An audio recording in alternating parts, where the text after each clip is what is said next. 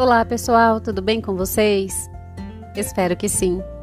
Eu sou Andresa, narradora do Lendo Entre Linhas, um canal de audiolivros que já conta com vários títulos em formato de áudio. Mas desejamos trazer muito mais. E para fazer isso acontecer, precisamos da sua ajuda. Que tal ser um apoiador do canal? Você pode fazer uma doação no valor que desejar, através do link ou a chave Pix listados aqui na descrição do vídeo. Sua doação é muito importante para manter o canal ativo e a leitura chegando cada vez mais longe. Contamos com você. Beijão e fiquem com os novos capítulos a seguir.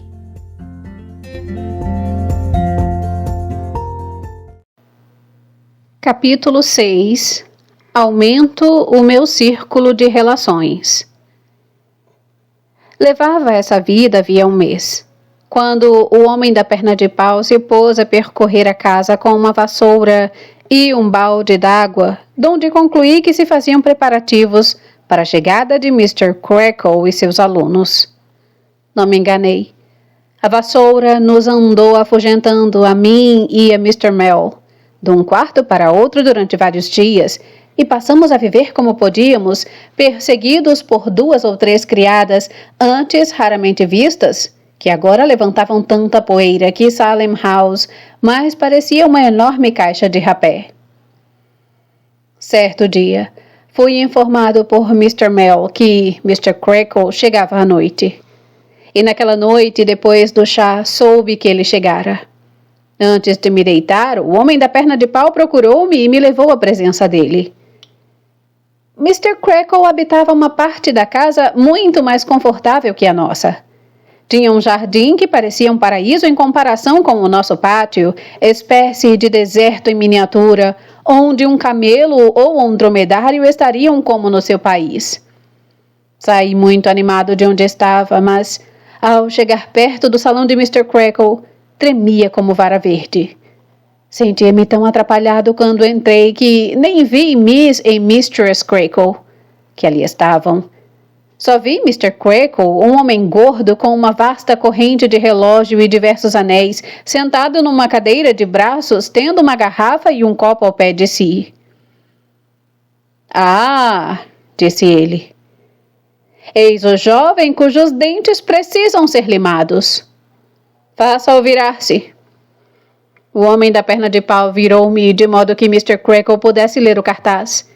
E quando acabou, pôs-me em face do diretor e colocou-se ao seu lado.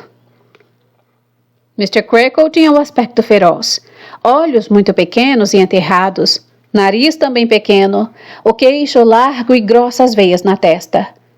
Era ruivo e de muitíssimo pouco cabelo. O que me impressionou mais foi, porém, a sua voz baixa que mal se ouvia.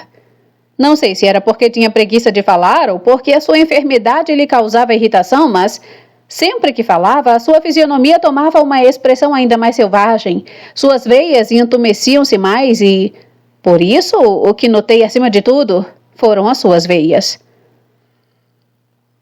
Vejamos, disse ele. Que tem a contar-me sobre este menino? Por enquanto nada, respondeu o homem da perna de pau. Pareceu-me que Mr. Creakle, que tinha ficado desapontado e que Mistress Creakle e sua filha, que eu acabara de olhar pela primeira vez e eram magras e silenciosas, pelo contrário, tinham ficado satisfeitas. Chegue aqui, senhor, disse ele fazendo-me sinal com a mão. Chegue aqui, repetiu o homem da perna de pau fazendo o mesmo gesto. Tenho a honra de conhecer seu pai, continuou Mr. Creakle, segurando-me pela orelha. É um homem digno e enérgico. Ele me conhece, e eu o conheço. Você me conhece também, hein? Dizendo-me isso, apertava-me ferozmente a orelha. Ainda não, senhor, respondi gemendo. Ainda não, hein? Pois há de conhecer. Pois há de conhecer, disse o homem da perna de pau.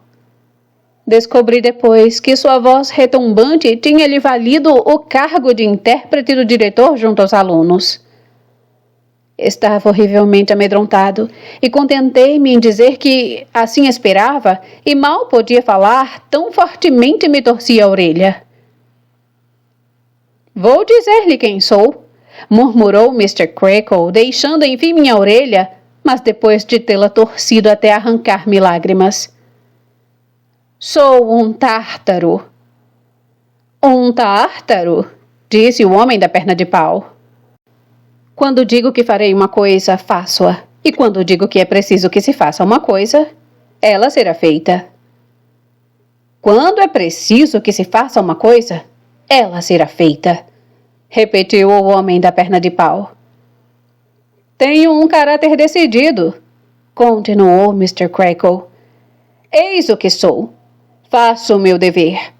Quando minha carne e meu sangue, e virou-se para Mr. Creakle, se revoltam contra mim, eu os renego. Não são mais minha carne e meu sangue. Aquele indivíduo reapareceu? Perguntou ele ao homem da perna de pau. Não, foi a resposta. Não?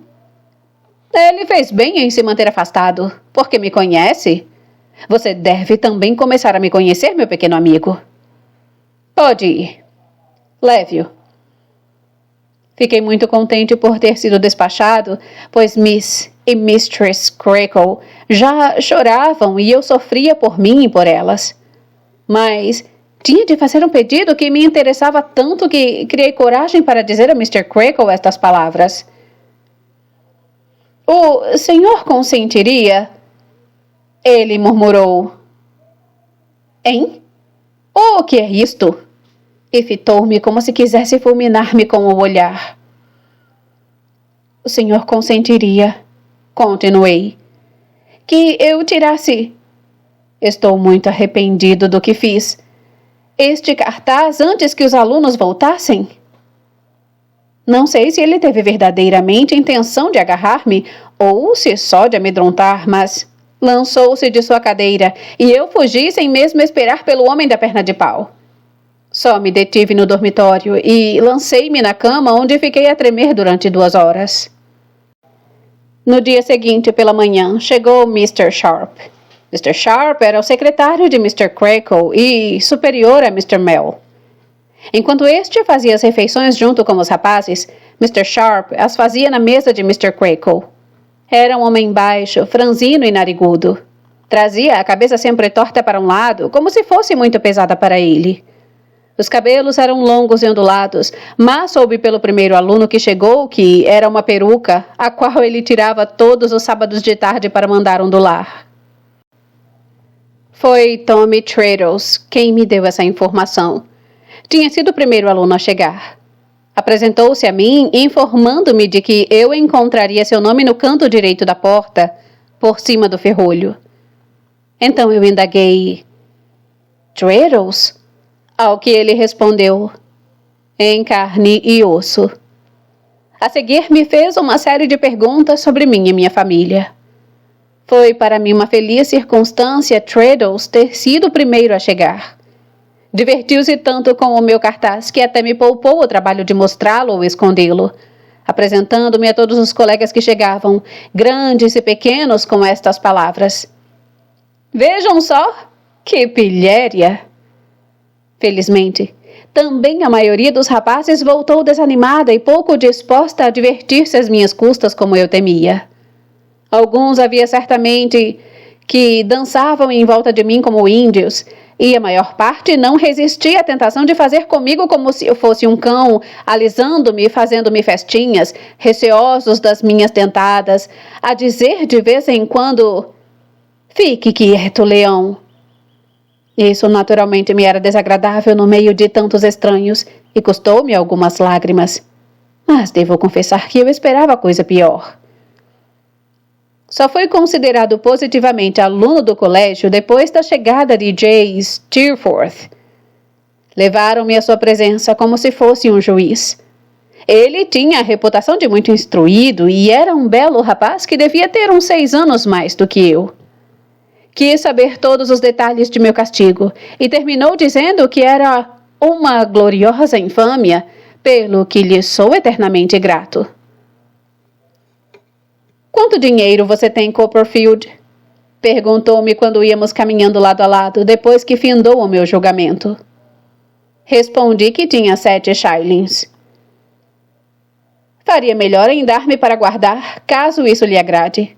Do contrário, faça o que quiser dele. Julguei dever aceitar essa amigável proposição e entreguei-lhe todo o conteúdo da bolsa de Peggotty. Quer comprar alguma coisa? Disse-me ele. Não, obrigado. É muito fácil, caso queira. Não, obrigado, repeti.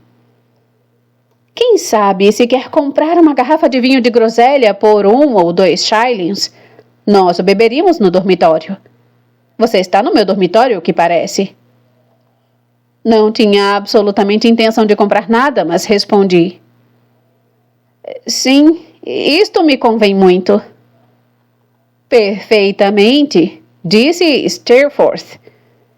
Aposto agora que ficaria encantado se comprasse uns biscoitos de amêndoa.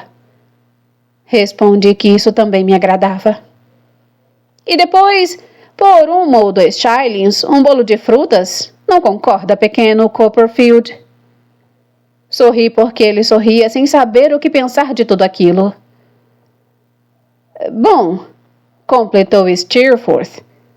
Farei tudo por você e pode contar comigo. Eu saio quando quero, de modo que posso fazer contrabando. E meteu o dinheiro no bolso, recomendando-me com carinho que não me inquietasse. Ele zelaria por tudo. Cumpriu a palavra e passou-se bem, menos para mim que sentia que aquilo era um mau emprego para as 2 meias coroas de minha mãe. Mas conservei comigo o papel que as envolvia. Preciosa economia. Quando fomos para o dormitório, mostrou-me o que comprara e, depondo tudo na minha cama, disse: Eis aí tudo, jovem Copperfield. Você tem material para um formidável festim. Não quis de nenhum modo fazer as honras da festa por me achar muito criança e roguei a Steerforth que as fizesse em meu lugar. Ideia que foi aprovada por todos os alunos do dormitório. Ele aceitou e, justiça seja feita, distribuiu tudo com perfeita equidade. Eu estava sentado à sua esquerda e os outros em volta de nós, nas camas mais próximas e até no chão. Como me lembro daquela noite. Ali, sentado, eles falando em sussurros e eu escutando respeitosamente. O luar entrava em pálidas réstias pela janela e desenhava um retângulo no chão, deixando as nossas pessoas na sombra, exceto quando Steerforth riscava um fósforo para procurar alguma coisa. Então espalhava-se no dormitório uma frouxa luminosidade azulada. Certo sentimento misterioso, consequência da escuridão, do banquete clandestino e dos sussurros, invadiu minha alma, e eu ouvia o que todos me diziam com um misto de respeito e terror. Quando Traddles pretendeu ver um fantasma num dos cantos, senti-me apavorado, embora fingisse achar graça, e meu único consolo era saber-me perto de todos. Ouvia toda sorte de coisas sobre a escola e os que nela viviam. Soube que Mr. Creakle era, com muita razão, chamado de Tártaro, o mais cruel e severo dos mestres. Não se passava um dia sem que ele viesse punir os alunos em falta. Não sabia outra coisa a não ser castigar, dizia Steerforth. Era mais ignorante que o pior aluno. Tinha-se feito diretor de colégio depois de haver falido como negociante de lúpulo num arrabalde de Londres. Salvara-o apenas do desastre completo a fortuna de Mistress Creakle. Enfim, outras coisas que eu me admirava como eles soubessem. Disseram-me que o homem da perna de pau, que se chamava Tungay, era um bárbaro desalmado que, depois de ter servido Mr. Creakle no comércio de lúpulo, o tinha seguido na carreira do ensino. Supunha-se que isso fosse porque ele quebrara uma perna a serviço de Mr. Creakle e porque ele sabia todos os segredos, como assistente participante de suas numerosas transações pouco honrosas. Soube também que, com exceção de Mr. Creakle, Tungay considerava todo o colégio, tanto professores quanto alunos, seus inimigos naturais, sentindo assim prazer em mostrar-se cruel. Ouvi que Mr. Creakle tinha um filho de quem Tungay não gostava e que um dia esse rapaz que ajudava o pai na direção do colégio, tendo-lhe feito algumas observações sobre o modo como eram tratados os alunos e protestado contra os maus tratos de que era vítima sua mãe, fora expulso de casa e que desde esse dia Mistress e Miss Creakle levavam a vida mais triste desse mundo. O que me espantou mais que tudo, porém, foi ouvir dizer que havia um aluno para o qual Mr. Creakle nunca ousara levantar a mão, e que esse aluno era Steerforth. Steerforth confirmou e acrescentou que duvidava que ele lhe encostasse sequer as pontas dos dedos. Um colega humilde, não eu já se vê, perguntou-lhe o que faria ele se Mr. Creakle um dia lhe batesse. Ao que ele respondeu, acendendo um fósforo para mostrar a cara decidida, que começaria por lhe pegar um bofetão e em seguida lhe arrumar a cara à botija de tinta que estava sempre sobre a lareira de estudos. Ficamos quase sem respiração, no escuro, ante tal atrevimento. Contaram-me que Mr. Sharp e Mr. Mell recebiam ordenados miseráveis e que, quando Mr. Sharp jantava à mesa de Mr. Creakle, e havia carne fria e carne quente, devia ele, era a ordem que tinha, escolher sempre a carne fria. Quanto a Steerforth, esse tinha todas as honras em sua mesa e era o único aluno nela admitido. Fiquei sabendo mais que um dos alunos era filho de um negociante de carvão e que estava no colégio a troco dessa mercadoria, circunstância que lhe valera a alcunha de Mr. Troco.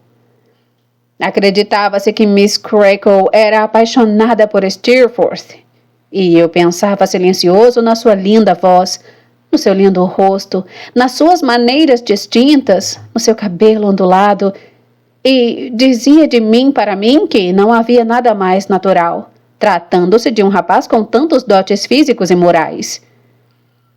Informaram que Mr. Mell era muito bom rapaz, porém muito pobre, o que também acontecia à sua velha mãe.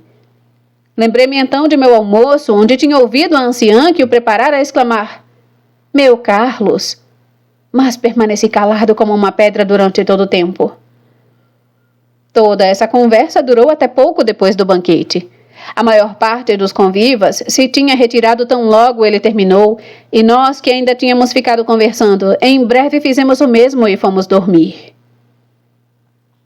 "Boa noite, pequeno Copperfield", disse Steerforth. "Eu cuidarei de você." "Você é muito bom", respondi cheio de gratidão. "Agradeço imensamente." "Tem você alguma irmã?" perguntou-me em tom de gracejo. "Não", foi minha resposta. "É pena. Se a tivesse, penso que deveria ser uma linda criatura, tímida, de olhos muito brilhantes, com quem eu desejaria travar conhecimento. Boa noite, Copperfield." "Boa noite", respondi. Antes de dormir, levei muito tempo pensando nele. Via-o de minha cama e a meus olhos tomava proporções de um grande personagem, com seu rosto de belas feições apoiado numa das mãos. Dormi. Meus sonhos foram todos com a pessoa de Steerforth. Capítulo 7. Meu primeiro semestre em Salem House. As aulas começaram seriamente no dia seguinte. Lembro-me de minha profunda impressão ao ver de repente cessarem todas as vozes com a entrada de Mr. Creakle no salão de estudo depois do almoço. Ele ficou de pé na porta, olhando-nos fixamente, como nos contos de fadas os gigantes passam revista a seus infelizes prisioneiros. Tungay estava a seu lado e gritava com uma voz feroz que fizéssemos silêncio, embora todos nós estivéssemos mudos, petrificados. Ouviu-se Mr. Creakle murmurar a Tungay e repetir as seguintes palavras: "Jovens discípulos, ei-nos num novo semestre. Tomem tento no que vão fazer. Aconselho ardor nos estudos, pois voltei cheio de ardor para puni-los. Não enfraquecerei. As marcas de minhas pancadas não se apagam. E agora, todos ao trabalho." Terminando esse exórdio, Tongay desapareceu e Mr. Creakle aproximou-se de mim, dizendo, sem mais preâmbulo, que, se eu sabia morder bem, ele também era célebre nessa especialidade. Mostrou-me a bengala e perguntou-me o que pensava daquilo no lugar dos dentes. É um dente bem afiado, hein? É um grande dente, não é? E tem boa ponta? E morde bem? E morde bem, não é? A cada uma das perguntas, ele me aplicava uma bengalada que me fazia torcer todo. Pagava, como dizia Steerforth, o meu direito de burguesia a Salem House, direito que me custou lágrimas. Não quero dizer, contudo, que essas mostras de distinção especial estivessem reservadas só para mim. A grande maioria dos alunos, principalmente os mais moços, as recebia todas as vezes que Mr. Creakle fazia uma volta pelo estudo. Mais de metade dos alunos já chorava e se torcia antes da apuração dos trabalhos do dia. E quantos choravam e se torciam depois da apuração, nem quero dizer, receoso de que me chamem de exagerado. Não creio que ninguém no mundo amasse mais sua profissão que Mr. Creakle. O prazer que ele sentia em dar uma bengalada num aluno era indescritível. Estou convencido de que ele não podia resistir ao desejo de bater. Era uma espécie de fascinação que não o deixava senão depois de ter batido muito. Quando penso hoje em tal indivíduo, ainda sinto viva a indignação e meu sangue ferve ao pensar naquele imbecil brutamonte que abusava da posição para satisfazer suas tendências cruéis. E nós, pequenas infelizes vítimas de um ídolo perverso, com quem em servilismo nos sujeitávamos a ele? Que começo de vida! Aprender a rastejar diante de um tal indivíduo. Ainda me vejo sentado na cadeira, observando-o humildemente, enquanto ele com uma régua pauta um caderno de aritmética para uma das suas vítimas e com a mesma régua esbordou os dedos do pobre rapaz que procura diminuir a dor enrolando a mão no seu lenço. Apesar de ter muitíssimos afazeres, eu não podia furtar-me ao mórbido desejo de observá-lo e pensar com assombro no que seria de mim quando chegasse a minha vez. E não era só comigo que se dava isto. Todos, principalmente a turma dos menores, o faziam, e ele bem o notava. Vivíamos incessantemente sobressaltados e apavorados. No recreio não havia nenhum, por mais ousado que fosse, exceto Steerforth, que não emudecesse a chegada numa das janelas da fatal cabeça do diretor. Um dia, Traddles, nunca vi ninguém mais caipora, teve a desgraça de quebrar com uma bola uma vidraça. Quando vi o desastre, tremi tanto que até parecia ver a bola caído na sagrada cabeça de Mr. Creakle. Pobre Traddles, o que não sofreu daí por diante? Era espancado diariamente e diariamente declarava que ia escrever ao tio se queixando, mas nunca o fazia. Coisa notável. Sempre depois de uma crise de desespero e choro, com a cabeça apoiada na carteira, ele se erguia, punha-se a rir e desenhava em sua lousa uma porção de esqueletos. Muito tempo aquilo me intrigou. Depois me convenci de que ele escolhia sempre esqueletos para desenhar por ser mais fácil. Era uma criatura extremamente bondosa, Traddles. Considerava como um dever sagrado o coleguismo. Muitas vezes sofreu por outros colegas. Principalmente um dia em que Steerforth riu durante o culto e o bedel, julgando que fosse ele, e o fez sair no meio dos olhares admirados de toda a congregação. Não quis de modo algum dizer que não era o culpado e foi barbaramente castigado. Esteve preso tantas horas que saiu com um verdadeiro cemitério de esqueletos pintados em todas as páginas do seu dicionário de latim. Teve depois a recompensa, o elogio de Steerforth. E para nós nada havia de mais honroso. Uma das coisas que mais apreciava em minha vida era ver Steerforth ir para a igreja de braço com Miss Creakle. Não achava Miss Creakle tão bonita quanto Emilinha, não a estimava, nunca teria essa audácia, mas achava-a sedutora, numa distinção sem igual. Quando Steerforth, de calças brancas, passava segurando o chapéu de sol de Miss Creakle, eu me sentia orgulhoso de conhecê-lo e não podia deixar de adorá-lo de todo o coração. Mr. Sharp e Mr. Mell eram, a meus olhos, grandes personagens, mas Steerforth eclipsava-os como o sol as estrelas. Eu continuava sob sua proteção, e sua amizade era-me preciosa, pois ninguém ousava atacar alguém que ele protegesse. Ele não podia interceder por mim a Mr. Creakle, que era para mim muito severo. Não o tentava mesmo, mas encorajava-me e aconselhava-me a não suportar tal tratamento, o que me consolava um pouco. A selvagem rispidez de Mr. Creakle teve uma única utilidade para mim. Como meu cartaz o atrapalhava muito nas sovas que me dava, ele mandou tirá-lo e eu nunca mais o vi. Uma circunstância fortuita cimentou a intimidade entre mim e Steerforth, o que me enchia de orgulho e satisfação, embora às vezes chegasse às raias da inconveniência. Passou-se o fato certo dia, quando, ao dar-me ele a honra de conversar comigo no recreio, eu lhe disse achar determinado fato ou pessoa, esqueço agora os detalhes, muito parecido com determinado fato ou pessoa de Peregrine Pickle. Nada, respondeu ele no momento, mas à noite, quando me preparava para deitar, perguntou-me se possuía aquele livro. Disse-lhe que não e contei-lhe então como o tinha lido e aos outros anteriormente citados. E você se lembra deles?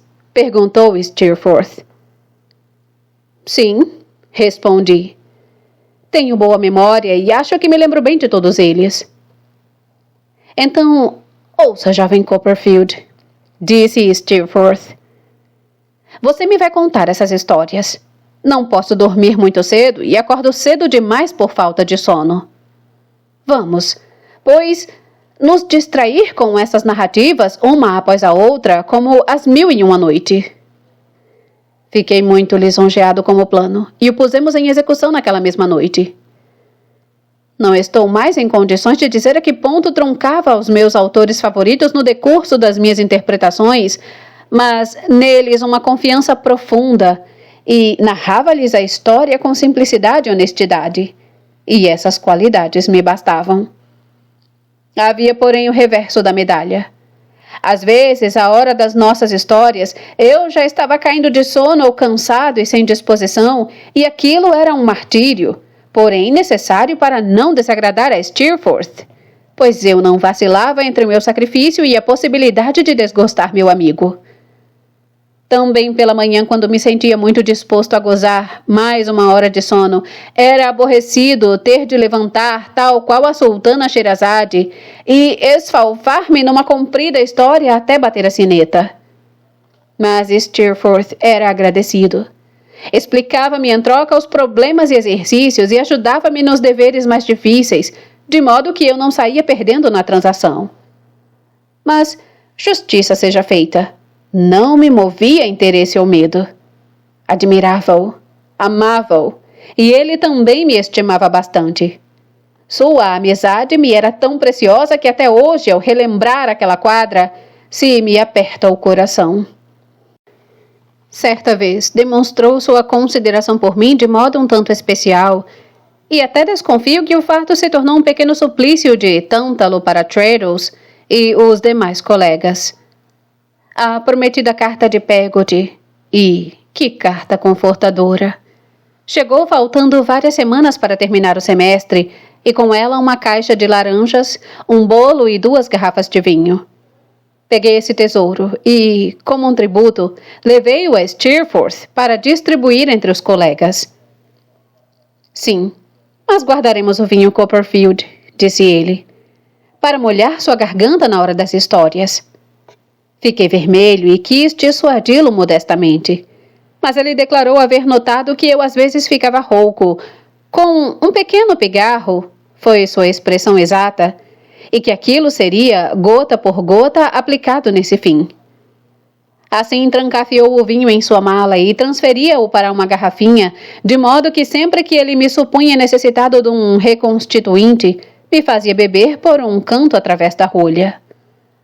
Às vezes, para o transformar num específico de maior efeito, tinha a bondade de lhe adicionar um pouco de suco de laranja, ou algumas gotas de gengibre, ou dissolver uma pastilha de hortelã-pimenta. E embora não possa afirmar se o seu sabor melhorava, ou se tornavam mais pronunciadas suas qualidades medicinais, minha gratidão era grande pela delicadeza de meu amigo. Acho que consumimos meses com Peregrine Pickle e vários outros com as demais histórias. Nossa academia não era por falta de histórias que iria fechar. O pobre Traddles. Não posso evocar esse nome sem que sinta uma estranha disposição para rir e chorar. Tinha se juntado ao grupo e ou tinha convulsões de riso nas passagens cômicas ou afetava descomedido espanto nos momentos tenebrosos da narrativa. Expandia-se tanto que até me atrapalhava. E um dia mesmo aconteceu isto. Contava eu o encontro de Gil Blas com o chefe dos salteadores nas ruas de Madrid, quando o nosso desastrado amigo soltou um grito de horror, mas com tal infelicidade, que foi ouvido por Mr. Creakle, que estava passeando no corredor. O resultado foi levar uma surra tremenda para aprender a portar-se decentemente no dormitório. Essas narrações feitas no silêncio e penumbra do dormitório tornavam-me a imaginação sonhadora e romanesca. Já havia ganhado fama de excelente narrador entre os meus camaradas, e isso dava-me uma importância enorme e estimulava-me muito. Num internato dirigido por um ignorante e sob um regime brutal como em Salem House, nada se pode aprender. Meus camaradas eram quase todos perfeitamente ignorantes, devido, eu penso, ao eterno sobressalto e pavor em que viviam. Entretanto, a minha vaidade de narrador e os conselhos de Steerforth tinham feito com que procurasse instruir-me e consegui com efeito aprender alguma coisa. Nisto eu era auxiliado por Mr. Mell, que tinha muito por mim simpatia e amizade. Desgostava-me ver que Steerforth o tratava com desdém sistemático e não perdia ocasião de maltratá-lo. Ainda mais me aborrecia porque tinha contado a Steerforth que Mr. Mell me levava à casa de duas velhas e tinha medo que algum dia Steerforth se lembrasse disso para o atormentar. Pobre Mr. Mell. Quando fez comigo aquela visita ao quarto de sua mãe, estava longe de pensar que ela pudesse ter resultados tão funestos, como veremos daqui a pouco. Um dia Mr. Creakle ficou de cama doente. Foi um dia de alegria e barulho para nós. Tunga nada conseguiu, apesar de suas ameaças, a correr atrás de nós com sua perna de pau. Era um sábado, dia feriado. Mas como Mr. Creakle estava doente, ficamos no estudo. Não fomos ao pátio para não incomodá-lo. Mr. Mell estava tomando conta do estudo, com ordem de fazer-nos trabalhar, visto ser o dia em que se ausentava Mr. Sharp para frisar a cabeleira. Fazíamos um barulho infernal. Mr. Mell estava quase doido. Inventamos toda a sorte de brincadeiras e jogos. Troçava-se e ridicularizava-se o pobre homem de todas as maneiras. Parecíamos milhares de cães em cima de um humilde cordeiro. Silêncio! Gritou ele de repente, levantando-se e batendo com o livro que tinha na mão em cima da mesa. Por que fazem isto comigo? Que não mereço! Eu estava de pé ao lado dele, dando uma lição, e era o meu livro que ele tinha na mão. Todos se calaram com medo ou arrependidos e sentaram-se. Steerforth, porém, conservou-se em pé e fingia assoviar todas as vezes que Mr. Mell olhava para ele. Cale-se, Sr. Steerforth, disse ele. Cale-se o senhor, respondeu Steerforth, ficando muito vermelho. Sabe com quem está falando? Sente-se, continuou Mr. Mell. Sente-se o senhor, replicou Steerforth, e cuide de sua vida. Pensa, Steerforth, que não ouvi instigar os seus colegas, pela influência que tem sobre eles, a desrespeitar-me de todos os modos possíveis? Não me dou ao trabalho de pensar em você, disse friamente Steerforth. O senhor abusa da sua posição de favorito para insultar um cavalheiro. O quê? Que disse ele? Perguntou Steerforth. Aqui alguém exclamou. Basta, Steerforth. Você não tem razão. Está procedendo mal. Era Traddles. Mr. Mell, porém, ordenou-lhe que se calasse e continuou dizendo: insultando uma pessoa que não é feliz neste mundo e que nunca lhe fez o menor mal, o senhor comete uma baixeza, ou uma vilania. E agora, senhor, pode ficar de pé ou como quiser. Copperfield, continue. Copperfield, disse Steerforth, avançando para o meio da sala. Espere um pouco. Mr. Mell, de uma vez por todas, ouça-me. Chamando-me de baixo ou qualquer nome assim, o senhor mostra ser um mendigo temerário. Mendigo sempre o foi, bem o sabe. Mas agora, ao dizer o que disse, o senhor não passa de um mendigo temerário. Não estou bem certo se foi ele quem quis bater em Mr. Mell, ou se foi Mr. Mell quem quis bater nele, ou se nenhum nem outro tinha tal intenção. Só sei que com o barulho surgiu Mr. Creakle acompanhado de Tungay, que nos deixou rígido como pedra. Na porta espreitavam Mistress e Miss Creakle aterrorizadas. Mr. Mell, com os cotovelos na cátedra e o rosto entre as mãos, permaneceu por alguns momentos rigorosamente imóvel. Mr. Mell, disse Mr. Creakle, sacudindo-o pelo braço, e sua voz era tão penetrante desta feita que Tungay achou desnecessário repetir-lhe as palavras. O senhor não perdeu a cabeça, espero? Não, senhor, não, respondeu o professor, mostrando o rosto, sacudindo a cabeça e esfregando as mãos com agitação. Não, senhor, não, eu já a encontrei. Mr. Creakle, eu não a perdi. Mas o senhor, Mr. Creakle, podia tê-la encontrado um pouquinho mais cedo. Teria sido bem melhor para mim e me teria poupado um dissabor. Mr. Creakle, olhando soberanamente para Mr. Mell, colocou a mão no ombro de Tungay, subiu no banco que lhe estava próximo e sentou-se sobre a cátedra. Sempre a olhar severamente para Mr. Mell desse seu trono, sacudiu a cabeça, esfregou as mãos e, no mesmo estado de agitação, voltou-se para Steerforth. Agora, senhor, já que ele não se digna falar, diga-me o que houve. Steerforth evitou o assunto por um breve instante, olhando escarninho e raivoso para o inimigo em silêncio. Não pude deixar de pensar, mesmo naquele momento, na aparência nobre do meu colega e como Mr. Mell se opunha a ele, humilde e simples. É que ele andou aí falando de favoritos, disse Steerforth, afinal. Favoritos? Repetiu Mr. Creakle com as veias da testa a latejar. Quem falou de favoritos? Ele? Quer informar-me o que quer o senhor dizer com isso? Indagou Mr. Creakle asperamente ao seu auxiliar. Quis dizer Mr. Creakle, respondeu ele em voz baixa. O que disse? Nenhum aluno tem o direito de se prevalecer de sua posição de favorito para me degradar. Degradá-lo? Disse Mr. Creakle. Santo Deus! Mas permita que lhe pergunte, senhor Zé Ninguém. E aqui Mr. Creakle cruzou os braços sobre o peito e cerrou a tal ponto as sobrancelhas que os seus pequeninos olhos quase desapareceram. Quando o senhor disse isso soube guardar o respeito que me é devido como diretor do estabelecimento? Não fui lá moderado, senhor, confesso, respondeu Mr. Mell. Não o teria feito se estivesse um pouco mais calmo. A essa altura, Steerforth interveio.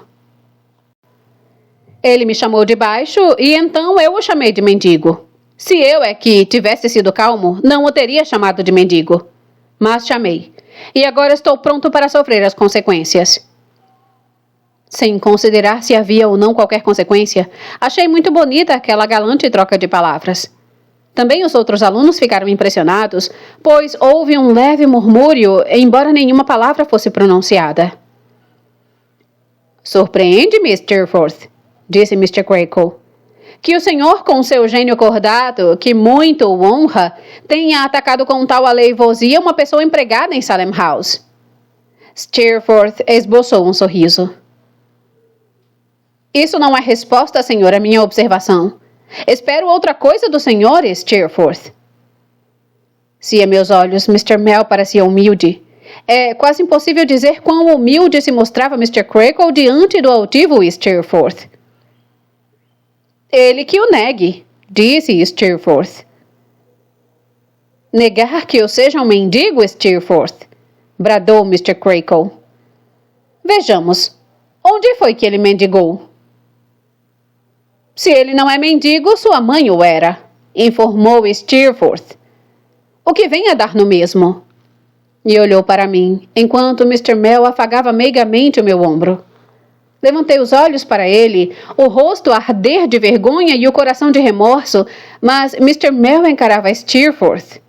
Continuava a bater-me carinhosamente no ombro, porém olhava para o outro. Já que o senhor, Mr. Creakle, espera uma justificativa minha, disse Steerforth, e uma explicação do que acabei de dizer, o que tenho a esclarecer é que a mãe dele mora por caridade num albergue de indigentes. Mr. Mell continuava a encará-lo e a acariciar ternamente o meu ombro, e disse para si mesmo num sussurro se foi que ouvi direito. Sim, eu esperava isto.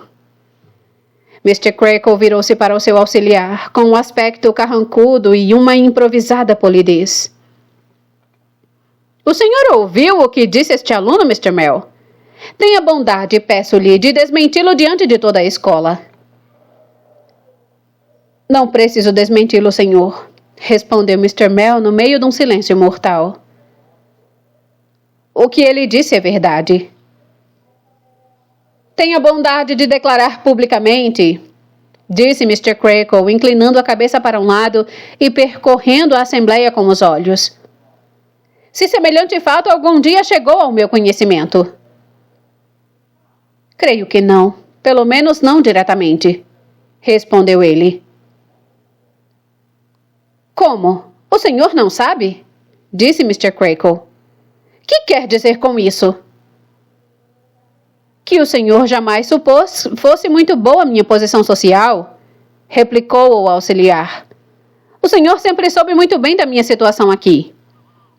O que sei é que o senhor toma isto aqui, disse Mr. Creakle com as veias a latejar com ainda mais força, por uma casa de caridade. Queira ir embora, Mr. Mell, faça-me o favor. Quanto mais cedo, melhor. E será agora, respondeu Mr. Mell, levantando-se. Senhor, gritou Mr. Creakle. Despeço-me do senhor, Mr. Creakle, e de todos aqui. Falou Mr. Mell, lançando os olhos pela sala, e de novo batendo meigamente no meu ombro. James Steerforth, tudo quanto lhe desejo é que se envergonhe ainda do que fez hoje comigo. No momento seria uma tristeza considerá-lo amigo meu ou de alguém merecedor da minha estima. Dito isso, tirou da sua gaveta alguns livros, a flauta, colocou a chave sobre a mesa e saiu da sala com essa pequena bagagem sob o braço. Mr. Creakle fez então uma alocução por intermédio de Tungay, agradecendo o interesse em que Steerforth havia defendido a independência e o bom nome de Salem House, e deu-lhe um afetuoso aperto de mão, enquanto nós dávamos valentes urras, penso que em honra de Steerforth. Tommy Traddles levou umas boas bengaladas porque foi apanhado chorando, em vez de aplaudir a partida de Mr. Mell. Depois disso, Mr. Creakle saiu e foi para a cama. Ficamos inteiramente calados, debaixo da impressão do que presenciáramos. Eu estava desolado pela parte que tinha tomado naqueles fatos, e se não chorava era para não desagradar Steerforth, que já estava indignado com o pobre Traddles por declarar que haviam procedido muito mal com Mr. Mell. Mas o que o maltratou, Miss Traddles? Disse Steerforth. Você, respondeu Traddles, que o insultou e o fez perder seu lugar. Ele se consolará, porque não é manhoso como você, Miss Traddles. E, demais, vou escrever à minha mãe que lhe mande dinheiro. Ficamos admirados da bondade de Steerforth, cuja mãe era viúva e muito rica, principalmente quando ele nos disse que tinha procedido daquela forma em nosso benefício. Reduzimos Traddles e elevamos Steerforth às nuvens. Sou, entretanto, obrigado a confessar que, nessa noite, enquanto contava as minhas histórias, ouvi a flauta do pobre Mr. Mell e os seus sons pareciam-me tristes e dolorosos, de cortar o coração. Depressa eu o esqueci na contemplação de Steerforth, que, como um verdadeiro amador e sem livro algum, ele me parecia saber tudo de cor. Ficou com algumas de suas turmas até se encontrar novo professor. Chegou enfim o substituto de Mr. Mell, e antes de entrar no exercício das funções, jantou nos aposentos de Mr. Creakle, onde foi apresentado a Steerforth. Steerforth apreciou-o muito e nos disse achá-lo excelente sujeito. Por mim, embora o respeitasse muito devido à boa opinião de Steerforth, jamais o achei tão meu amigo como Mr. Mell.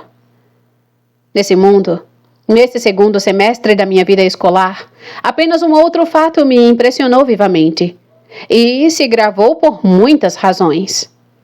Certa tarde em que estávamos barbaramente acabrunhados pela presença terrível de Mr. Creakle, veio Tunkey e gritou com o seu vozeirão habitual. Visitas para Copperfield. Algumas palavras foram trocadas entre ele e Mr. Creakle, como quem eram os visitantes e em que sala deviam conversar comigo.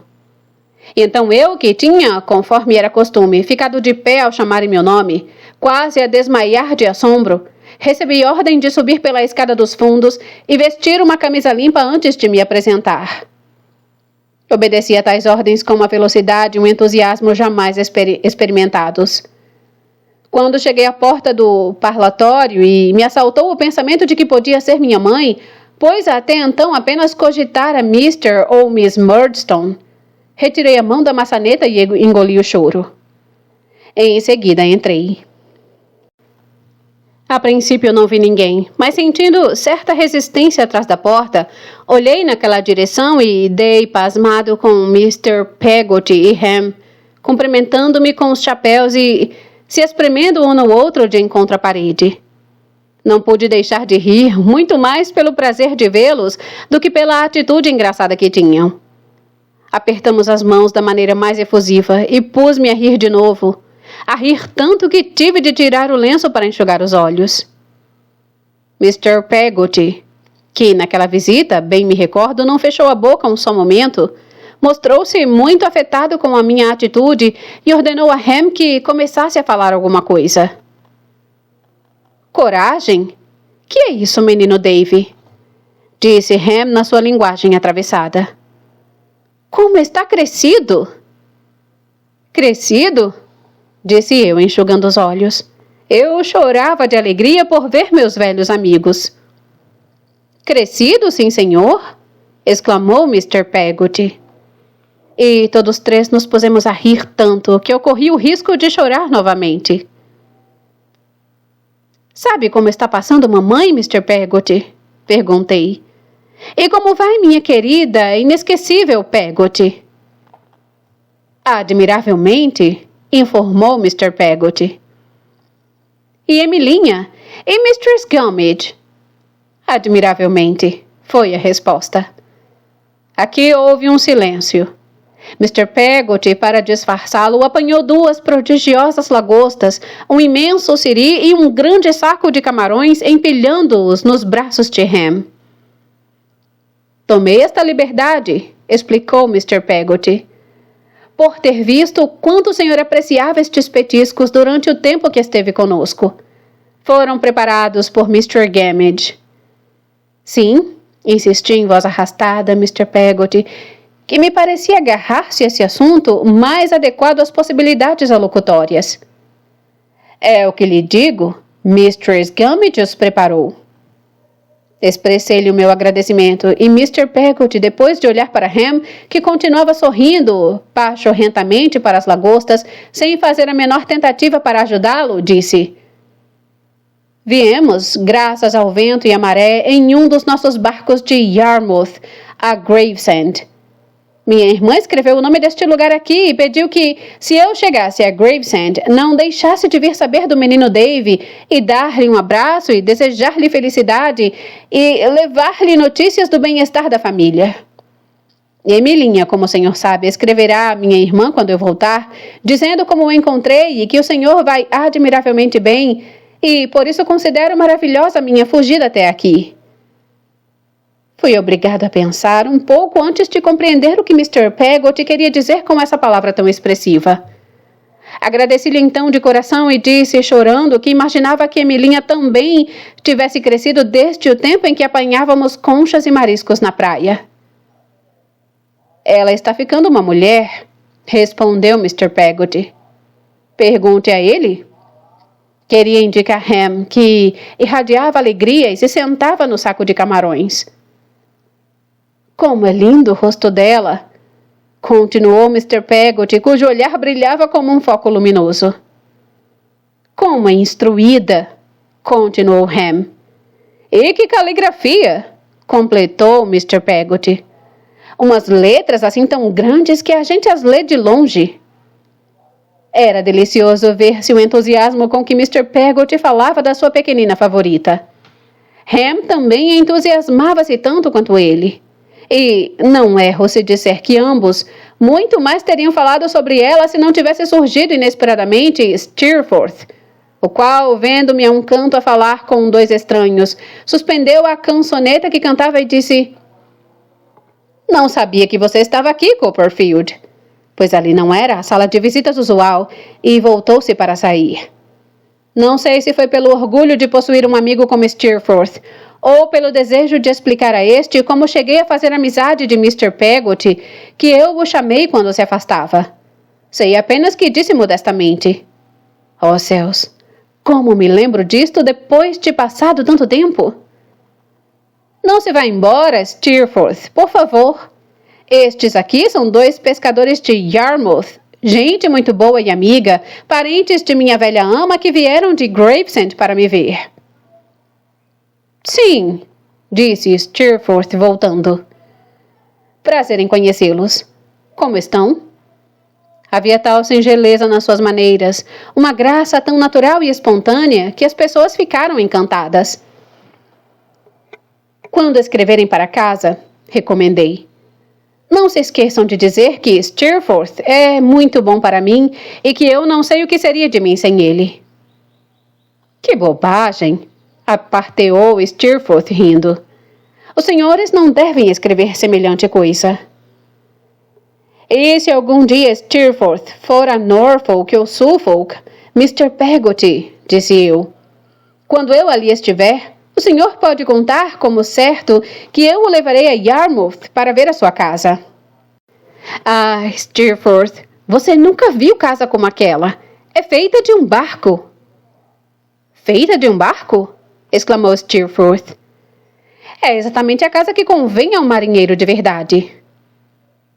É isto mesmo. O senhor tem razão, disse Ham com vivacidade. Ouça esta, Mr. Davy. Um marinheiro de verdade? Oh! Mr. Peggotty estava menos satisfeito do que o sobrinho, embora sua modéstia o proibisse de agradecer com tal veemência o elogio recebido. Muito obrigado, senhor. Muito obrigado, disse ele curvando-se e segurando as extremidades da gravata pendente sobre o peito. Faço o possível para ser um bom marinheiro, senhor. O melhor dos homens não faria mais, Mr. Peggotty, disse Steerforth. Ele já havia guardado o nome. Mr. Peggotty novamente agradeceu e lhe ofereceu os préstimos da sua linguagem pitoresca, e em seguida insistiu para que não deixasse de ir à sua casa e lhe desejou muitas felicidades. Ham associou-se a esse voto e nos separamos finalmente da maneira mais efusiva. Estive bem atento aquela noite a me abrir com Steerforth a respeito de Emilinha, mas me intimidava tanto pronunciar seu nome e ouvir a risada de meu colega que preferi me calar. Ainda me lembro dos pensamentos inquietos que me assaltavam por causa da declaração de Mr. Peggotty de que ela estava ficando uma mulher, mas concluí que aquilo era absurdo. Transportamos nossos crustáceos para o dormitório sem sermos vistos e fizemos uma excelente ceia. Mas Traddles não se saiu bem. Era por demais sem sorte para se sair como qualquer outro. Teve uma indigestão daquelas que o fez sofrer a noite inteira, e depois de ser medicado com umas pílulas azuis e um purgante, uma dose que Demple, cujo pai era médico, declarou suficiente para arrebentar um cavalo, foi mimoseado com uma surra de bengala e 6 capítulos do Testamento em grego, por não querer confessar a verdade. O resto do semestre, nenhuma recordação me traz, na rotina do trabalho diário e na luta pela vida. O pálido verão e a mudança da estação, as manhãs nevoentas do nosso despertar e as noites frias da hora de irmos para a cama. O salão de estudo frouxamente iluminado e mal aquecido. As alternativas no refeitório de carne cozida e carne assada, e carneiro cozido e carneiro assado. Bolinhas de miolo de pão, páginas com o canto dobrado marcando as lições, pedras quebradas, cadernos borrados, pancadaria, corte de cabelo, domingos chuvosos, pudins gordurosos, tudo isso envolvido por um ambiente irremediavelmente sujo de tinta. Também me lembro muito bem de como a distante ideia das férias, após aparecer muito tempo uma data estacionária, começou a aproximar-se de nós e ir crescendo, crescendo. De meses passou a semanas e depois a dias. Então comecei a ter medo de que não me deixassem ir para casa. Me custei a acreditar quando Steerforth me comunicou que eu iria. Aqui começaram os receios de uma doença, de uma perna quebrada. E dias após dia, noite após noite, não mais descansou o meu espírito até que me encontrei na diligência de Yarmouth, a caminho de casa. Meu sono na diligência era constantemente interrompido por uma porção de pesadelos. Mas quando despertava, o que via pelas janelas não era o pátio de Salem House. E o rumor que me chegava aos ouvidos não era o de Mr. Creakle sussurrando Traddles, mas apenas o do cocheiro chicoteando os cavalos. Capítulo 8. Minhas férias, e especialmente uma noite feliz. Quando chegamos ao romper do dia, a estalagem onde a diligência fazia ponto, que por sinal não era a mesma em que trabalhava meu amigo copeiro, me mostraram um limpo e pequenino quarto de dormir, com um delfim pintado na porta. Sentia muito frio, não obstante o chá quente que me haviam dado diante da lareira no andar térreo. E muito contente fiquei quando me senti na cama do delfim. Puxei os cobertores até a cabeça e ferrei no sono. O cocheiro, Mr. Barkis, devia vir buscar-me às 9 horas da manhã. Eu me levantei às 8 e fiquei pronto à sua espera antes da hora combinada. Ele me recebeu como se apenas 5 minutos houvessem decorrido desde o nosso último encontro e eu tivesse tido somente o tempo de trocar num hotel uma moeda de 6 pence ou coisa que o valha. Tão logo eu e minha mala nos acomodamos no carro e o cocheiro se aboletou, o preguiçoso cavalo se pôs a caminho no seu passo habitual. — O senhor está muito bem, Mr. Barkis? Disse eu, julgando que ele gostaria de saber disso. Mr. Barkis passou a mão pelo rosto como para se certificar, porém nada respondeu ao meu elogio. Mandei o seu recado, Mr. Barkis. Continuei. Escrevi a Peggotty. Fez Mr. Barkis. Ele parecia contrariado e sua resposta foi seca. Não deu certo, Mr. Barkis? Perguntei depois de curta hesitação. Não entendo. O seu recado. O recado foi certo, disse Mr. Barkis. Mas devia ter uma conclusão. Não compreendendo bem o que ele queria dizer, repeti indagadoramente. Ter uma conclusão, Mr. Barkis? Não obtive nada, explicou ele olhando-me de lado. Nenhuma resposta. Mas o senhor esperava alguma resposta? Disse eu, arregalando os olhos, pois novas luzes se abriam para mim. Quando um homem diz que quer bem, explicou Mr. Barkis, de novo me encarando disfarçadamente. É a mesma coisa que se dizer à espera de uma resposta. E então, Mr. Barkis? Então, disse Mr. Barkis, transferindo o olhar para as orelhas do cavalo. Então é que estou à espera de uma resposta. O senhor já falou nisso a ela? Não falei, murmurou Mr. Barkis como a refletir. Nunca tive essa coragem. Nunca lhe dirigi meia dúzia de palavras. Falta-me coragem para lhe dizer isso. E gostaria que eu dissesse? Indaguei meio em dúvida. Sim, poderia dizer se quisesse. Assentiu Mr. Barkis, pondo novamente em mim seu olhar dúbio. Que Barkis está esperando uma resposta. Diga, qual é o seu nome? Que nome? O dela? Sim, confirmou o cocheiro balançando a cabeça. Peggotty. Nome de batismo? Não é de batismo. O de batismo é Clara. Pôs-se a assoviar para ter tempo de refletir. Bem, falou finalmente. Diga-lhe, Peggotty, Barkis está esperando uma resposta. Talvez ela pergunte, resposta de quê? E o senhor lhe dirá, daquilo que ele lhe disse. E ela, que foi? E o senhor responderá, Barkis lhe quer bem. Essa sugestão extremamente ardilosa foi acompanhada por uma cotovelada que quase me fez emborcar. Em seguida, Mr. Barkis se inclinou sobre o animal, como de costume, e não fez nenhuma referência ao assunto, exceto quando, meia hora mais tarde, tirando um pedaço de giz do bolso, escreveu numa das tábuas do carro à guisa de lembrete. Clara Peggotty. Que estranho sentimento eu experimentava ao me aproximar de casa. Vinha-me a ideia, todo o meu passado, que já era para mim como que um sonho.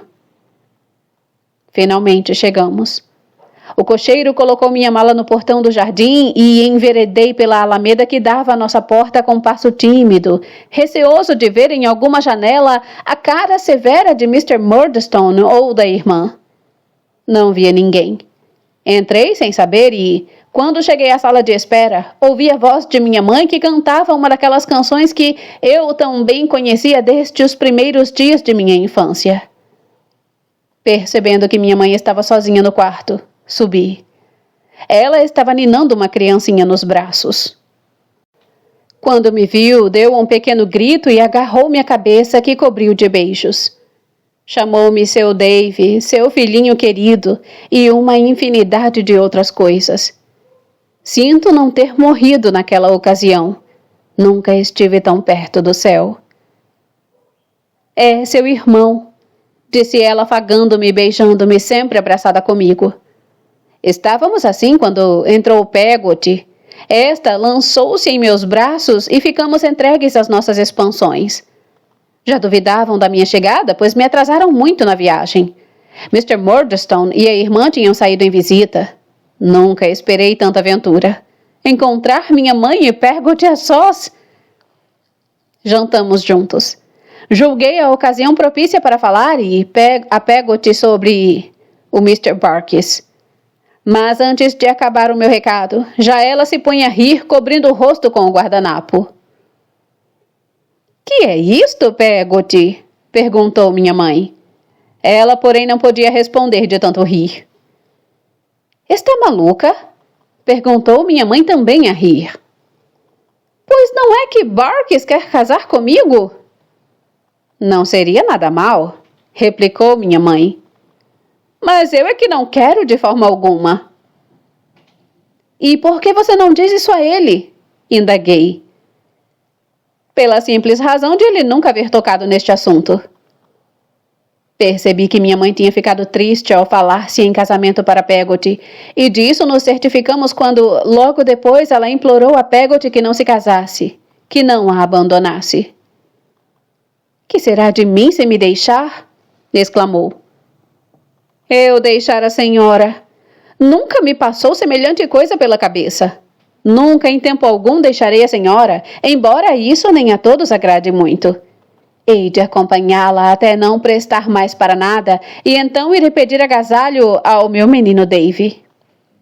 E eu hei de recebê-la como uma rainha.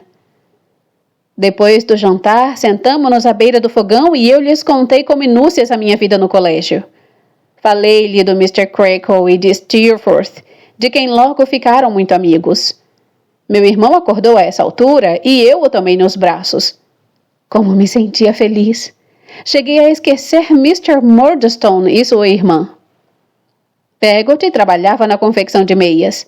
De repente, perguntou à minha mãe o que fora feito da célebre tia de David. Deus do céu, Peggotty! Exclamou minha mãe. Você não tinha outra coisa em que pensar? Foi sem querer que me veio esta ideia de saber onde ela está. Que absurdo, Peggotty! Até parece que você espera uma segunda visita daquela criatura. Deus nos livre e guarde. Mas lhe peço, disse minha mãe, que não torne a falar em semelhante assunto. Miss Betsy naturalmente está em sua casa e tomara que nunca mais se lembre de nos vir amolar o juízo. E quando morrer, deixará alguma coisa para o nosso Dave? Continua louca, Peggotty, respondeu minha mãe. Você bem sabe que ela não suporta o Dave. Principalmente agora, sugeriu Peggotty. Agora por quê? Sim, agora que ele tem outro irmão, esclareceu Peggotty. Minha mãe começou a chorar, repreendendo Peggotty por fazer tais observações. Como se o pobre inocentezinho lhe houvesse feito algum mal, soluçava minha mãe. O melhor que você tem a fazer é casar-se com Mr. Barkis. Nunca! Miss Murdstone está doidinha para que isso aconteça. Que mau caráter o seu, Peggotty. Você tem verdadeiro ciúme de Miss Murdstone por ela não lhe entregar as chaves. Ela, coitada, que faz isso tão bem intencionada. Bem intencionada. Sempre ouvi dizer que o inferno está cheio de boas intenções. Sei o que você quer dizer, Peggotty, replicou minha mãe. Compreendo perfeitamente onde quer chegar. E não é preciso corar. Não mudemos de assunto. Trata-se agora de Miss Murdstone. Você não a tem ouvido dizer que me acha desajeitada e muito bonita, terminou Peggotty. Se ela é dessa opinião, não sou culpada. E quem disse que a senhora é? Será que você não a escutou dizer mais de 100 vezes? Continuou minha mãe. Que é por isso que não me entrega as chaves e a administração da casa? Que eu não nasci para isso? Você não vê como essa criatura trabalha da manhã à noite? Talvez você queira insinuar que não há nisso verdadeiro devotamento. Não quero insinuar coisa alguma, respondeu Peggotty. Você não faz outra coisa senão o seu trabalhinho e, no entanto, está sempre insinuando alguma coisa e criticando as boas intenções de Mr. Murdstone. Ah, isso é que não, interrompeu Peggotty. Nunca falei... Nunca? Continuou minha mãe. Nunca falou. Você que vive a fazer insinuações... É esse o seu defeito. Mas o que sei é que, quando você finge desprezar as boas intenções de Mr. Murdstone, não o faz de coração. No íntimo, deve estar convencida de que as intenções de Mr. Murdstone são realmente boas. Quando ele se mostra severo, é porque sabe que daí há de vir algum bem. Sou-lhe muito grata e lhe obedeço porque ele é um homem firme, sério, que me estima muito, ao passo que eu sou uma moça sem experiência. Peggotty ouvia silenciosa olhando para o fogo. Vamos, Peggotty, continuou minha mãe. Não briguemos. Você é amiga fiel e eu não me conformaria com isso. Não se zangue com o que lhe disse. Peggotty não se fez de rogada para voltar às boas e demonstrou abraçando mamãe. Estou convencido de que ela, procedendo assim, fingindo contrariar minha mãe, fazia-o para consolá-la e, tanto é verdade que ela passou o resto da noite mais alegre. Depois do chá, eu li um trecho do livro dos crocodilos para Peggotty, conversando ainda sobre o colégio e principalmente sobre Steerforth. Estávamos imensamente felizes naquela noite. Última no gênero para mim e que marcou uma virada de página em minha vida que nunca mais saiu da minha memória. Eram quase 10 horas quando ouvimos barulho de rodas. Eram Mr. e Miss Murdstone que chegavam. Minha mãe me mandou deitar antes que entrassem, pois eles não gostavam de crianças que dormissem tarde. No outro dia pela manhã eu estava bem atrapalhado, sem saber como me apresentar a Mr. Murdstone. Depois de muitas tentativas, deixei de lado o medo, desci a escada e entrei na sala de jantar. Miss Murdstone fazia o chá. Mr. Murdstone estava de pé perto dela e olhou-me fixamente. Dirigi-me a ele depois de um segundo de hesitação e disse: Estou muito arrependido do que lhe fiz e espero que o senhor me perdoe. Estimo muito que o esteja, Dave. E deu-me a mão que eu havia mordido. A cicatriz estava ali. Dirigi-me em seguida a Miss Murdstone. Perguntei-lhe como ia. Ah, disse ela suspirando e estendendo-me a colher do açúcar em vez da mão. Quanto tempo dura as férias? 1 mês. Contando de hoje? Sim, senhora. Ainda bem. Já passou um dia. Todas as manhãs ela marcava na folhinha os dias que faltavam para minha ida. Desde que eu cheguei, nunca mais ela sossegou. Um dia tomei nos braços o meu irmãozinho que estava com minha mãe. Miss Murdstone deu um grande grito que quase me fez deixar o garoto cair no chão. Clara, berrou ela, não consinta nisso. Tem razão, disse minha mãe tomando-me o meu irmãozinho. De outra feita, o pobrezinho também motivou uma grande briga por parte de Miss Murdstone. Minha mãe, sentada com o filhinho ao colo, observava-lhe os olhos. Depois me chamou e, encarando-me por algum tempo, disse que os olhos se pareciam muito com os dela. Clara, disse Miss Murdstone, você certamente está doida. Comparar os olhos do filho de meu irmão com os de seu filho, quando eles são inteiramente diversos. E saiu batendo a porta. Numa palavra, Miss Murdstone não me suportava. Eu vivia esquivo e sempre em sobressalto naquela casa, onde os que me odiavam não procuravam ocultá-lo e os que me amavam não tinham a coragem de mostrá-lo para não desagradar os primeiros. Tomei o partido de viver afastado o mais possível, ora no meu quarto, ora na cozinha conversando com Peggotty. Isso, contudo, não agradava aos donos da casa. Um dia depois do jantar, Mr. Murdstone disse-me quando ia me retirar. Dave, estou triste por ver que você tem um caráter desconfiado e esse é o pior temperamento do mundo. E este rapaz, então, o tem como nenhum outro? Aumentou Miss Murdstone. Não acha, Clara? Peço-lhe perdão, querida Jane, mas está certa de que compreende o caráter de Dave? Estaria muito envergonhada se não conseguisse fazer isso, apesar de não ter pretensões a psicóloga.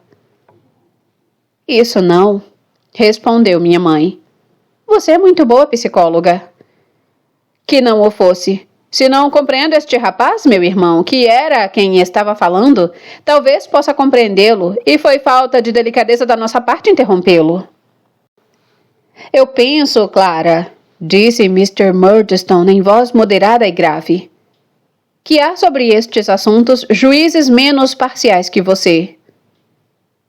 Eduardo, respondeu minha mãe timidamente. Você é o melhor juiz nesta e em outra qualquer questão, e Jane também. Eu queria dizer somente alguma coisa que mostraria sua fraqueza e falta de reflexão, interrompeu ele. Faça tudo por se emendar, Clara. Os lábios de minha mãe mal se moveram para responder. Sim, meu querido Eduardo. E foi só o que ela disse.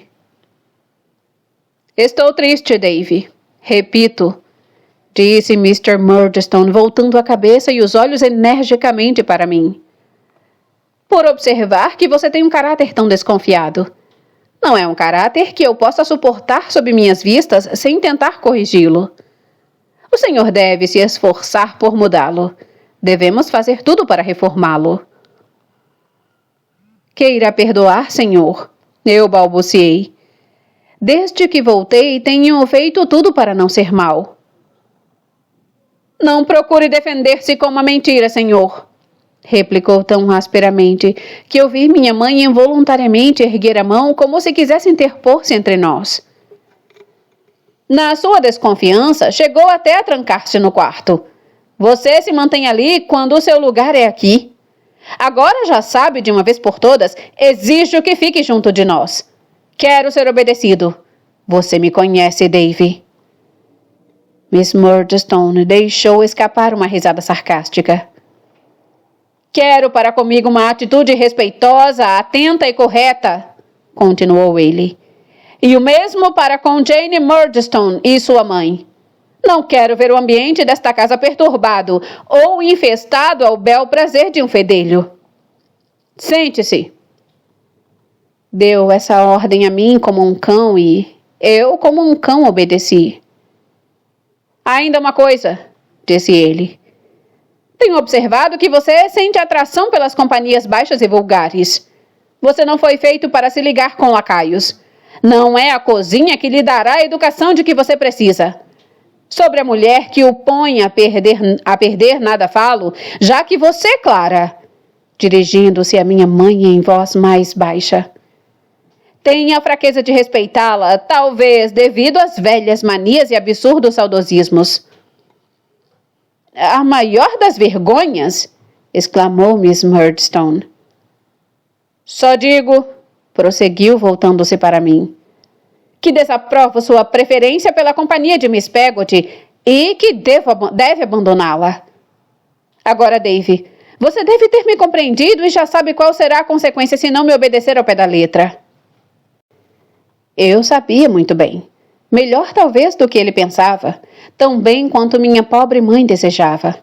E obedeci ao pé da letra. Não mais me tranquei no quarto.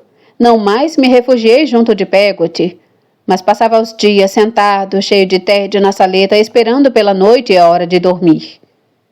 Como ficava triste a morrer de enfado, sentado na mesma atitude horas e horas, receando mover um braço ou uma perna para evitar as queixas de Miss Murdstone, que as fazia o menor pretexto. Que intolerável aborrecimento estar ali a ouvir o eterno tic-tac do relógio e a observar Miss Murdstone na tarefa de enfiar as suas brilhantes contas de aço, interrogando de mim para mim se ela se casaria um dia e, caso se casasse, quem seria o infeliz escolhido? Ou contando as divisões das pedras da chaminé da lareira, ou passeando os olhos ora pelo forro, ora pelos desenhos do papel de parede. Quantas excursões não fiz sozinho às terras encharcadas pelas chuvas de inverno, carregando comigo toda a saleta, inclusive Mr. e Miss Murdstone, carga monstruosa que eu era obrigado a aguentar, pesadelo do qual não me podia livrar, fardo que me embotava a razão. Quantas refeições tomadas em silêncio, como se me sentisse a mais naquela casa. Que noites aborrecidas aquelas quando, acesas as velas, não ousando ler um livro divertido, queimava as pestanas sobre um tratado de matemática com os seus quadros de pesos e medidas. Oh, melancolia! Eu só tinha alívio quando ouvia Miss Murdstone mover-se à primeira pancada das 9 horas, dando-me ordem de ir para a cama. E assim foram passando as férias até que, certa manhã, Miss Murdstone disse: Eis, afinal, o último dia. E me serviu a última xícara de chá. Não estava triste por ir embora. Minha vida ali fora estúpida e foi com certa alegria que me dispus a partir, pensando em Steerforth, embora por trás dele se erguesse Mr. Creakle. Novamente Mr. Barkis surgiu à nossa porta, e novamente Miss Murdstone recomendou com a sua voz admoestadora: Clara! Quando minha mãe se inclinou para me dar o beijo da despedida. Beijei-a e a meu irmãozinho, e só então fiquei realmente triste. Não triste com a minha partida, mas por já sentir a saudade daquele abraço. Já me achava no carro quando a ouvi chamando por mim. Olhei e a vi sozinha no portão, levantando nos braços o bebê para me mostrar. A atmosfera estava fria e parada, e nenhum fio de seu cabelo ou prega de seu vestido se agitava enquanto ela me contemplava com o filho suspenso no ar. Foi assim que a perdi de vista. Foi assim que costumava vê-la mais tarde no colégio quando dormia, uma silenciosa presença ao pé de meu leito, olhando para mim com aquele mesmo rosto imóvel, tendo nos braços o filhinho.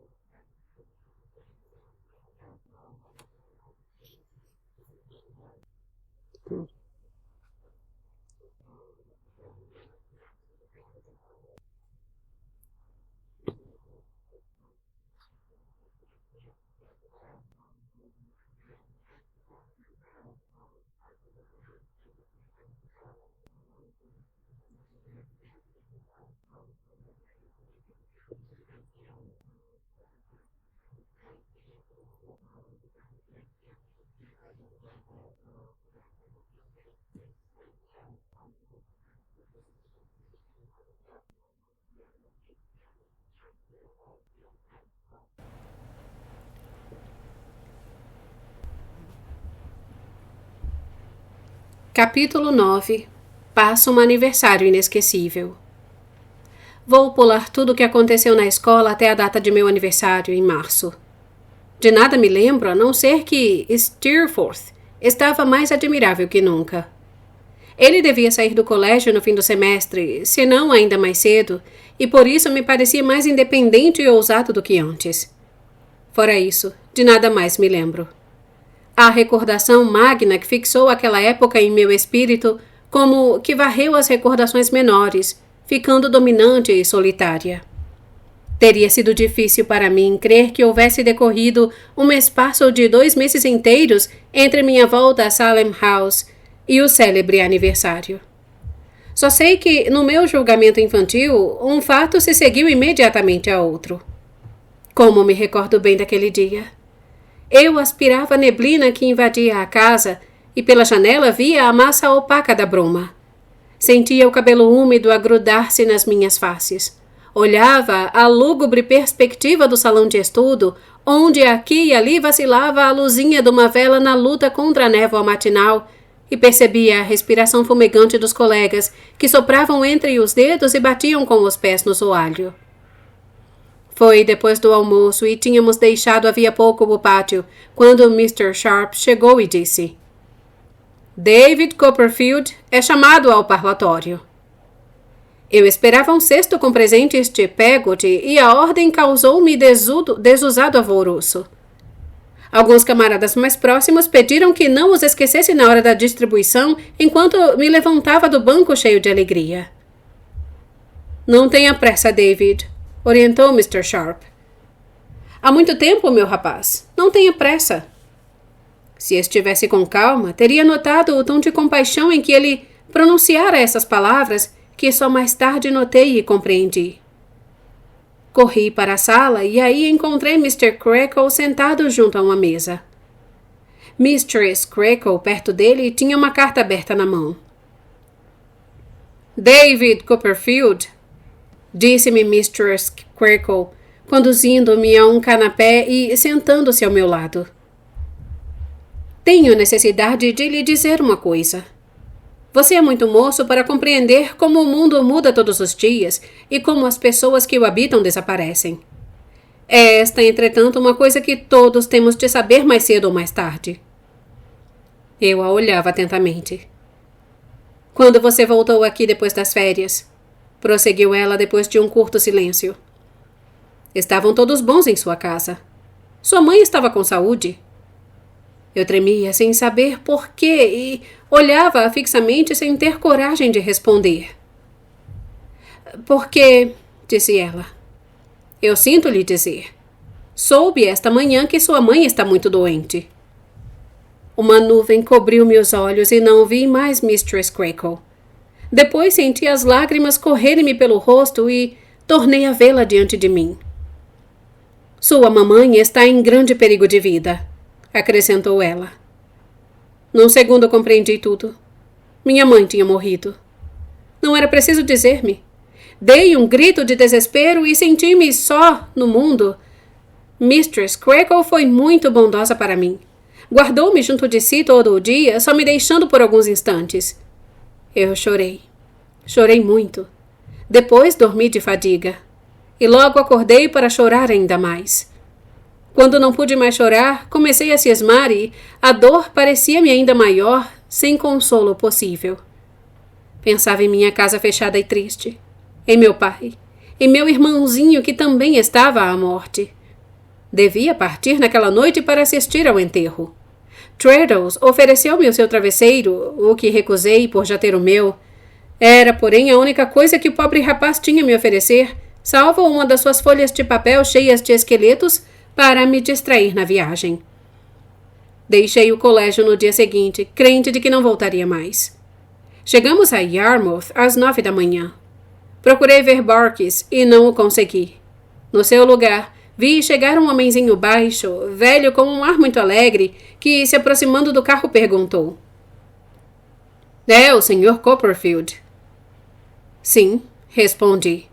— Quer vir comigo, patrãozinho? Terei o prazer de levá-lo à sua casa. Tomei-lhe a mão, perguntando-me quem seria ele, e chegamos logo a uma loja numa rua estreita. Na loja havia uma tabuleta com o seguinte anúncio. Homer, negociante de fazendas, alfaiate, artigos para luto e etc.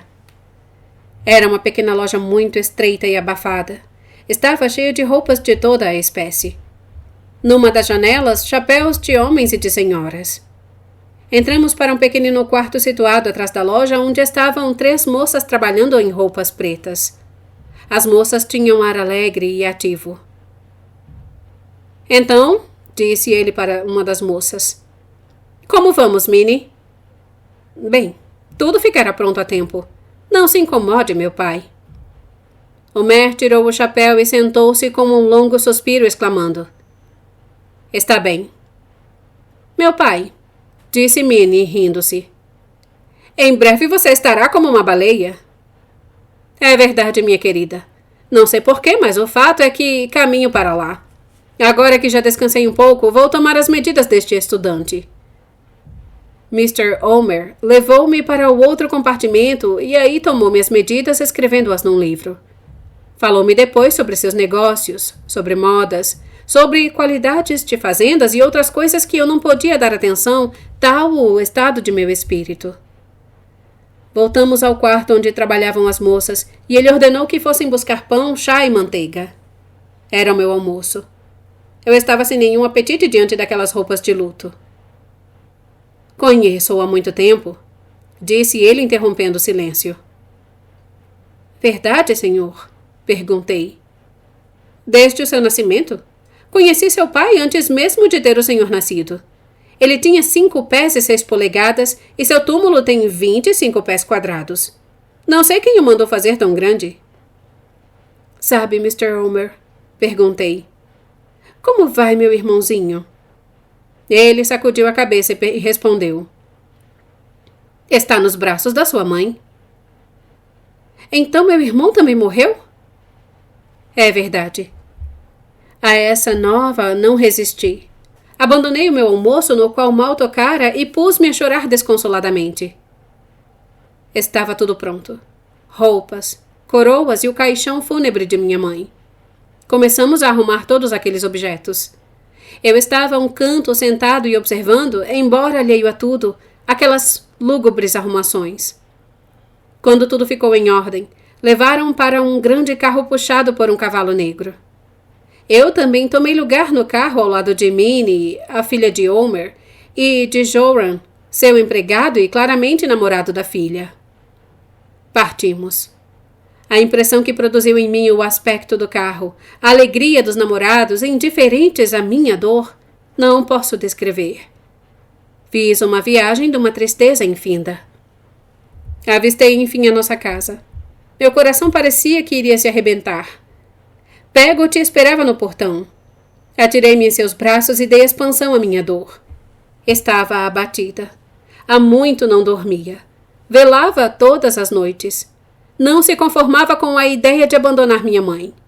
Só mesmo está baixando a sepultura é que ela o faria por não poder segui-la. Atravessamos o jardim e entramos. Mr. Murdstone não me deu nenhuma atenção e continuou sentado e pensativo. Miss Murdstone escrevia numa pequena mesa coberta de cartas. Cumprimentou-me friamente e perguntou-me se havia tomado as medidas para o luto. Sim, senhora. E suas camisas? Trouxe-as? Sim, senhora. Trouxe tudo que é meu. Foram as únicas palavras de consolação que a sua energia teve para mim.